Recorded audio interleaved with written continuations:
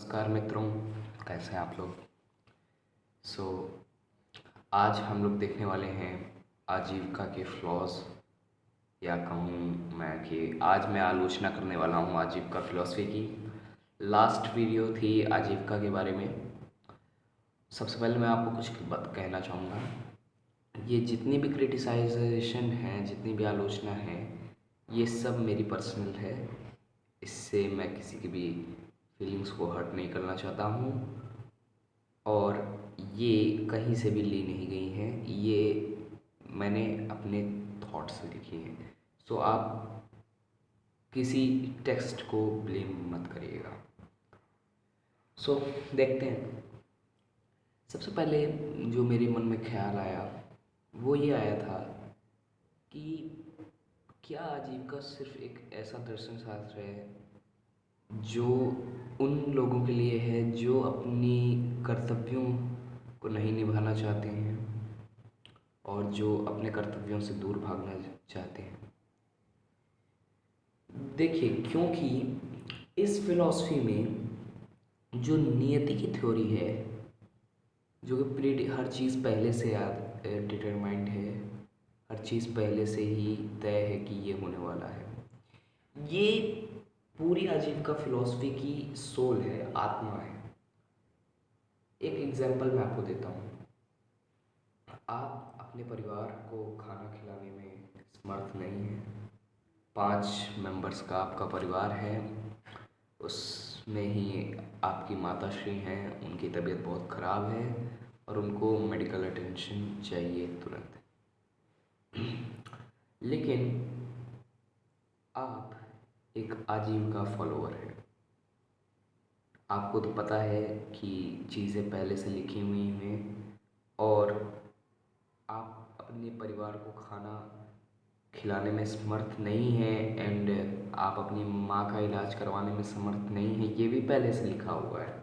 सो आप अपने आप को ब्लेम करना छोड़ देंगे। यहाँ मेन चीज़ है, यू ब्लेम्ड समथिंग एल्स। आपने पूरा दारोमदार किसी और पे डाल दिया, आपने अपने आप को ब्लेम नहीं किया। दैट्स नियति, यही है नियति और आप इसे चेंज नहीं कर सकते। आप कहेंगे कि इसमें मैं क्या कर सकता हूँ, मेरा हाथ नहीं है, ये नियति है, मैं इसे चेंज नहीं कर सकता। आगे आते हैं। एक व्यक्ति जो कि इस तरीके के व्यूज़ लेके चलेगा वो आराम चाहेगा और वो कठिन मेहनत नहीं करेगा। एक मैं आपको एग्जांपल देता हूँ। आप कोई भी सिविल सर्विस के एग्ज़ाम, जैसे यूपीएससी है, यूपीएससी में मैं मान के चलूँ, जैसे आप सोच के गए थे, एक जनरल आर्मी की बात बता रहा हूँ। आप सोच के गए थे 3 बार अटेम्प्ट दूंगा, 3 बार में नहीं हुआ तब छोड़ दूंगा। मान लीजिए आपका तीनों बार में नहीं हुआ, या मान लीजिए तीनों बार में नहीं हुआ, लेकिन आप अगर एक आजीविका होते तो अगर 15 अटेम्प्ट दे दिए जाते, आप ना करते। क्योंकि पहले ही अटेम्प्ट आप जैसे देते, अगर आप उसमें फेल हो जाते, सो दैट्स योर नियति, ये नियति थी। अब और अटेम्प्ट देने का तो कोई सवाल ही नहीं बचा, क्योंकि पहले अटेम्प्ट में जब फेल हो गए तो फिर से करोगे तो फिर से वही होगा नियति में, क्योंकि फेल ही होना लिखा है। आप बात समझिएगा, नियति में जब फेल होना ही लिखेगा तो आप चाहे हज़ारों बार अटेम्प्ट कर लो, फेल ही होना है। लेकिन ये ट्रू नहीं है। बहुत सारे लोग हैं चौथे अटेम्प्ट, 5वें अटेम्प्ट में निकालते हैं, यहाँ पे ये ट्रू नहीं है। तो इससे आपकी जो विल पावर है ये कमज़ोर होती है, आप कठिन मेहनत नहीं करते हो। आगे देखते हैं। वो ये सोचेगा कि मुझे नौकरी नहीं मिली या मैं ये चीज़ पूरी नहीं कर पाया क्योंकि ये मेरी नियति या मेरी ज़िंदगी में लिखा नहीं था। आगे आते हैं। ये जो सिद्धांत है ये उस व्यक्ति को अपनी जो पोजीशन है, अपनी जो सिचुएशन है, उसको बदलने से रोक देगा। और अगर वो चाहता भी है कि मैं अपनी सिचुएशन को बदलूं तो वो सिर्फ सिंगल अटेम्प्ट देगा। अगर पास हो गया तो भाई पास हो गया, नहीं पास हुआ नियति। आगे देखते हैं।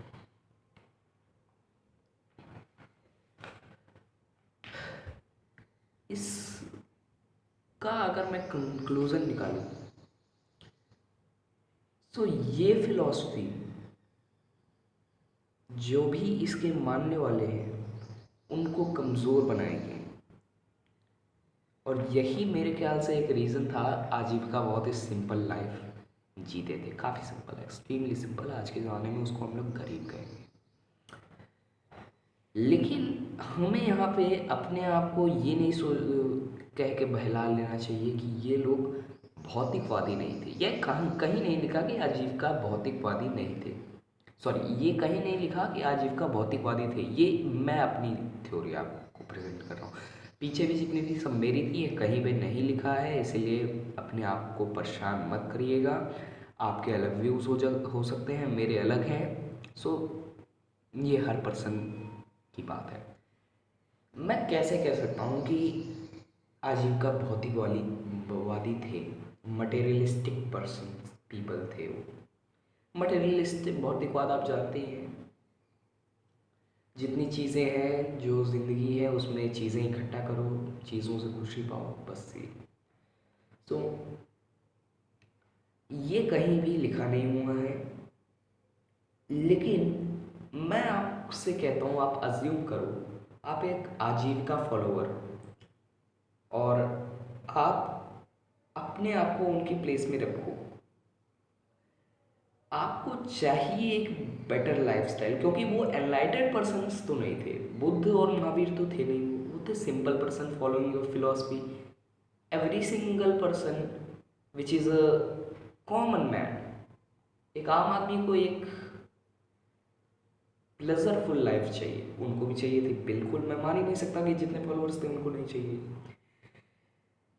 और आपके पास नहीं है, और आप इसे बदल भी नहीं सकते क्योंकि ऐसा ही आपकी नियति में लिखा है।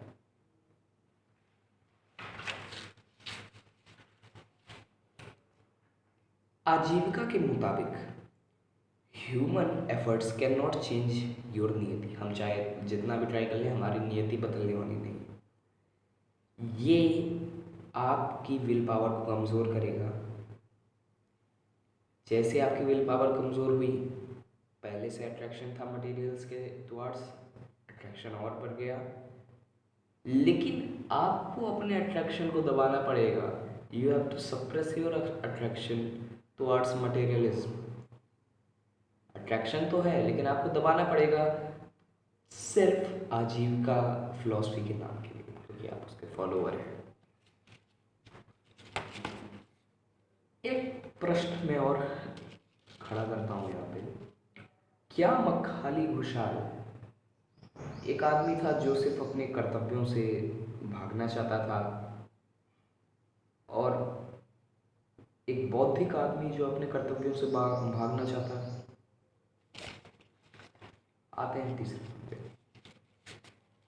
ये आइडिया कि लोग जो भी चीज़ें करते हैं वो कॉस्मिक प्रिंसिपल्स उनसे करवाते हैं, ये बहुत ही घटिया आइडिया है। देखते हैं क्यों मुझे ऐसा लगता है। आप सिर्फ कॉस्मिक प्रिंसिपल्स को, कॉस्मिक प्रिंसिपल मतलब ब्रह्मांड के नियम, जो जनता है वो मरेगा, इट इज़ अ एग्जाम्पल। आप कॉस्मिक प्रिंसिपल्स को अपने एक्शंस पे अप्लाई नहीं कर सकते हो। मैं कॉस्मिक प्रिंसिपल्स पे बिलीव करता हूँ, लेकिन ये नहीं, हाँ, और वो आपकी लाइफ में बहुत ज़्यादा इन्फ्लुएंस डालेगा, बहुत ज़्यादा, 90%। लेकिन ये नहीं बिलीव करता मैं कि वो आपके एक्शंस कंट्रोल करते हैं। हाँ, उनकी वजह से आप कोई एक्शन ले लो, उनके इन्फ्लुएंस में आके आप कोई एक्शन ले लो, तब आप उनके इन्फ्लुएंस में आके कोई एक्शन ले लो। लेकिन मैं ये नहीं कह सकता कि वो डायरेक्टली आपसे एक्शंस कुछ भी करवाते हैं, क्योंकि आखिरी जो चॉइस बचती है एक एक्शन लेने से पहले, अच्छा या बुरा, कोई भी कैटेगराइज आप कर लीजिए उसको, चॉइस हमारे हाथ में लाई करती है और हमारी कॉन्शियसनेस, हमारी बुद्धि उस चॉइस को लेती है, ना कि कोई कॉस्मिक प्रिंसिपल्स। अब देखिए, जब जो एक्शन आपने लिया है उसके परिणाम गलत होंगे तो एक आजीविका क्या बोलेगा, मैंने तो ये किया ही नहीं, ये तो मुझसे करवाया गया था। जब कॉन्सिक्वेंसेस अच्छे होंगे तब भी आजीविका को यही बोलना चाहिए, मैंने तो ये किया ही नहीं, मुझसे ये करवाया गया था। तब तो बात फिर ख़त्म ही होगी। आप अच्छा कर रहे हो तब भी आपने नहीं किया, बुरा कर रहे हो तब भी आपने किया नहीं किया, कोई दिक्कत नहीं। बट आप ये नहीं कह सकते हो कि बुरा मुझसे हो जाता है, अच्छा मैं करता हूँ, या अच्छा मैं सॉरी हाँ, कि अच्छा हो जाता है और बुरा मैं करता हूँ। आप एक को निगेट नहीं कर सकते हो। अगर आप करते हो तो दोनों करोगे, नहीं करते हो तो दोनों नहीं करोगे। लेकिन मेरे ख्याल से आप जो करते हो वो आप ही करते हो। You did it means you did it, no one else. आपकी सेल्फ सेपरेट है, आपकी कॉन्शियसनेस सेपरेट है 7 बिलियन पीपल में। जो आप करोगे वो आप खुद ही करोगे। आगे आते हैं, यहाँ पे एक और कंडीशन में लाना चाहूँगा। अगर एक आजीविका कोई अच्छे काम करता है, मान के चलिए अगर वो मान रहा है कि ये अच्छे काम मैं कर रहा हूँ सिर्फ अपने सेल्फ में, मतलब मैं सिर्फ जान रहा हूँ कि मैं अच्छे काम कर रहा हूँ और इसके परिणाम भी अच्छे आ रहे हैं, लेकिन वो बाहर जाके लोगों से क्या कहता है, ये सिर्फ हो गया, ये मुझसे सिर्फ हो गया। ये सिर्फ प्राइड, अहंकार को बढ़ावा देने के लिए वो सिर्फ ये कहेगा। एक आजीविका, तभी मैं उसको शुद्ध आजीविका मान सकता हूँ जब उसकी ज़िंदगी में दोनों अच्छे और बुरे कर्म हों और वो दोनों का श्रेय कॉस्मिक प्रिंसिपल्स पे डालते हैं। अगर उसकी ज़िंदगी में सिर्फ अच्छे ही अच्छे कर्म हैं तो मैं उसको आजीविका नहीं मान सकता, देन एक ढोंगी है वो। आगे देखते हैं, एक लाइन है आजीविका फिलॉसफी की, जो भी होगा और जो भी बनेगा, जो भी एग्जिस्ट करेगा फ्यूचर में, कल में, वो पहले से ही तय है उस ढंग से होने का। हमें नहीं पता कि फ्यूचर क्या होने वाला है, कल होने वाला है कि नहीं, अगला क्षण होने वाला है कि नहीं। तो हम ये कैसे कहने जा रहे हैं कि जब हमें यही नहीं पता कि कल होगा कि नहीं, तो हम ये कैसे कह सकते हैं कि कल में ये चीज़ें पहले से ही होंगी, जब हम कल के ही एग्जिस्टेंस पे सस्पिशियस है। अगर मैं कहूँ कल पक्का होना है, 100% होना है, तब मैं कह सकता हूँ हाँ भाई ये चीज़ कल एग्जिस्ट कर सकती है, तब यहाँ पे सस्पिशियन चीज़ के ऊपर आएगा। लेकिन यहाँ तो सस्पिशियन सीधे कल के ऊपर आ रहा है, जो आप बेस बना रहे हैं वही सस्पिशियस है। जैसे दिन में सपने देखना वगैरह वगैरह, बेस ही सस्पिशियस है, तो आप जो चीज़ें बनाएंगे वो तो फॉल्स ही होंगी, सीधी सी बात है। लेकिन हम ये सोच सकते हैं कि आगे आने वाले 10-20 साल कैसे होंगे। आज की पॉलिटिकल एंड सोशल कंडीशंस को देख के हम लोग एक अनुमान लगा सकते हैं कि आगे आने वाले 10-20 साल कैसे होंगे, लेकिन ये हमारा अनुमान बिल्कुल बेसलेस है। हम एक दिन का भी अनुमान नहीं लगा सकते। बहुत लोग लगाते भी हैं अनुमान, लेकिन बिल्कुल बेसलेस है। 100 में से 99 मौक़ों पे उनके अनुमान गलत निकलते हैं। एक ही मौका होता है कि अगर उनका अनुमान सही निकलेगा, क्योंकि future is going to be made. भविष्य एक आकस्मिक घटना है, वो पहले से डिटरमाइंड नहीं है। आगे आते हैं, आत्मन इज मटेरियलिस्टिक, या मैं कहूँ आत्मन इज एटॉमिक, या मैं कहूँ आत्मा इज मेड ऑफ एटम्स। सबसे बकवास थ्योरी मुझे जो पूरी आजीविका में है ये लगती है। आप आत्मा को एटम्स के फॉर्म में कैसे ला सकते हो? आत्मा इज फॉर्मलेस या नहीं ये मुझे नहीं पता, लेकिन it can not be in the form of atoms.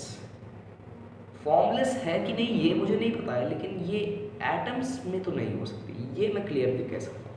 देखते हैं, अगर ये सही है तो आप आत्मा और बॉडी के बीच में डिस्टिंग्विश कैसे करोगे कि ये आत्मा है ये बॉडी है?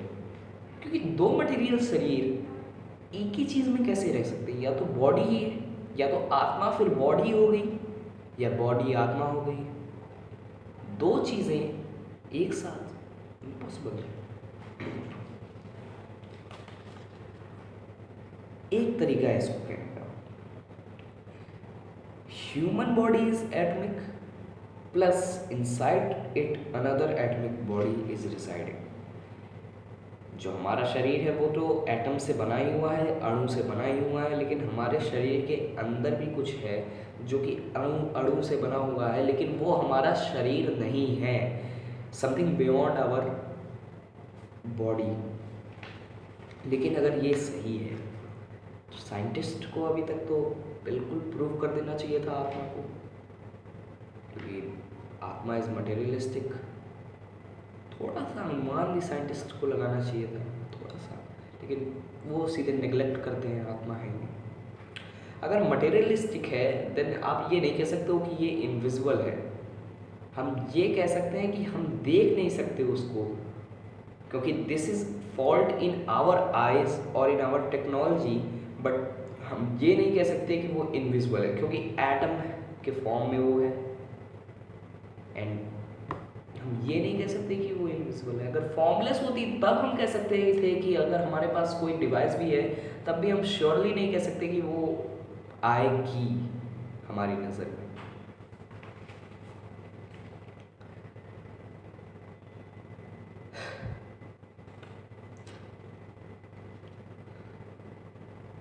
अब एक यहाँ पे और मैं आत्मा के बारे में कुछ कहना चाहूँगा आजीविका वाली थ्योरी में। आर्ग्यूमेंट जब अगर आप किसी आजीविका के साथ करेंगे, जो कि इम्पॉसिबल है आज के टाइम में, लेकिन तब भी एज्यूम करते हैं, तो वो कहेगा, कह सकता है, कहेगा नहीं कह सकता है कि आत्मा इतनी छोटी है कि even electron microscope can not detect it. Electron microscope तक इसको पता नहीं लगा सकता कि आत्मा है भी कि नहीं। लेकिन अगर एक आजीविका सिर्फ फेथ के ऊपर, सिर्फ बिलीव के ऊपर कहता है आत्मा है, जैसे कि सारे और सब स्कूल्स कहते हैं, लेकिन तब भी उसको मटेरियल वर्ल्ड में लाता है, उसका बिलीफ है कि आत्मा है, लेकिन तब भी वो उस बिलीव को खींच के डाउन टू अर्थ ला रहा है, उसको एक मटेरियल का रूप दे रहा है, और तब भी अगर हम उसको प्रूव नहीं कर सकते कि आत्मा है, इसका मतलब आत्मा नहीं है। देखते हैं कैसे इसको थोड़ा समझना पड़ेगा। But if can prove its existence then how we are going to say that it exists. जब हम उसका अस्तित्व ही नहीं प्रूव कर सकते हैं तो हम ये कैसे कहने वाले हैं कि वो एग्जिस्ट करता है। जैसे कि जो पार्टिकल्स हम नहीं जानते उन्हें हम ये कैसे कह सकते हैं कि ये एग्जिस्ट करते हैं, भले वो पोटेंशियली एग्जिस्ट कर रहे हों। आज से 500-600 साल पहले भी ऑक्सीजन था, लोग सांस ले रहे थे, लेकिन किसी को खबर नहीं थी। लेकिन आज हमें पता है, हम ऑक्सीजन लेते हैं, कार्बन डाइऑक्साइड छोड़ते हैं।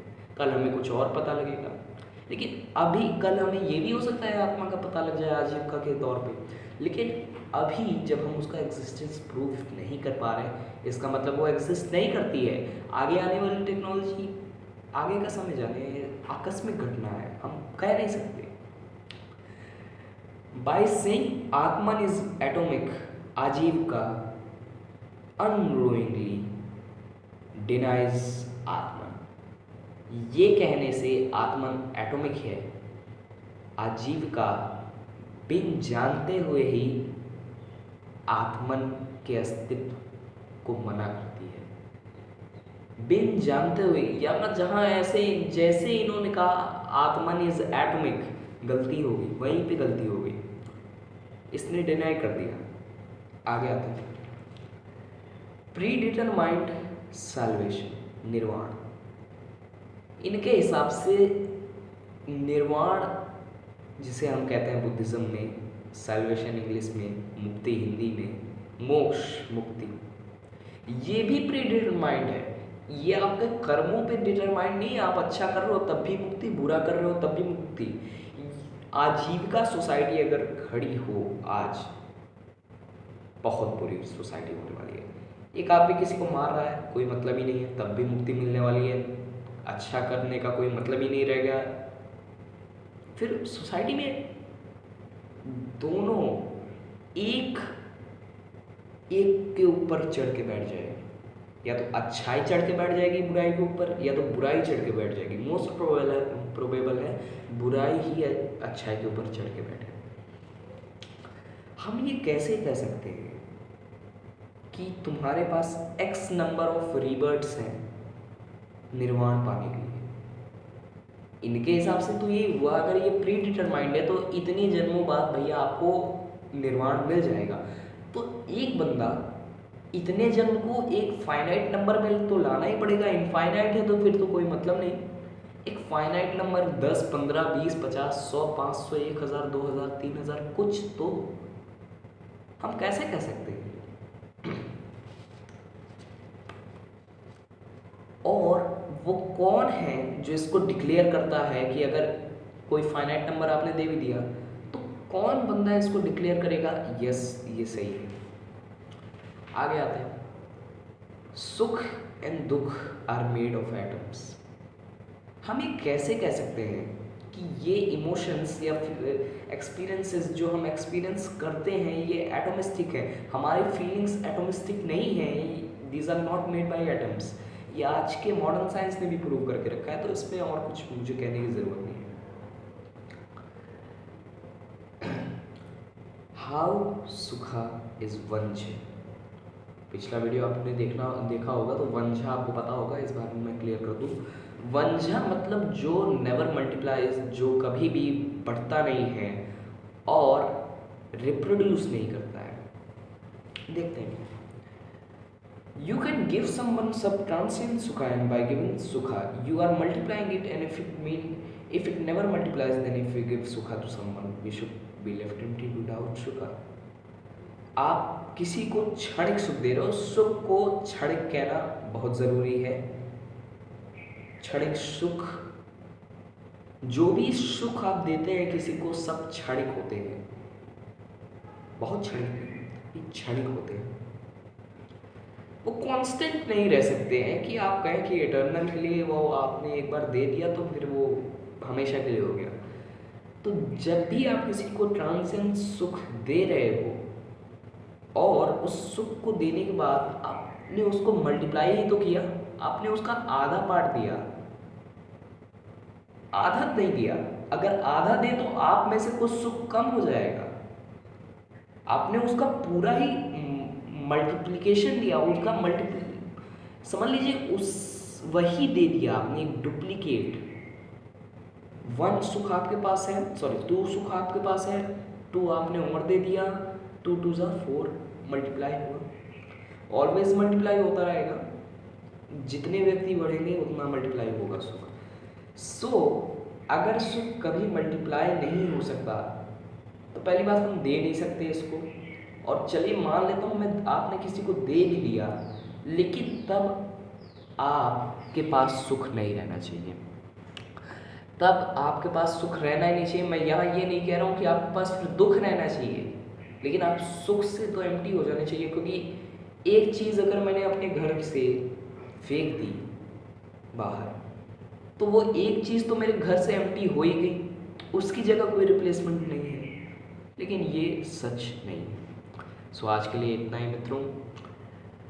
जो भी आपको क्रिटिसाइजेशन करने हैं और या कोई पॉइंट मैं भूल गया हूँ तो बिल्कुल मेंशन करिएगा कमेंट्स में। नमस्कार।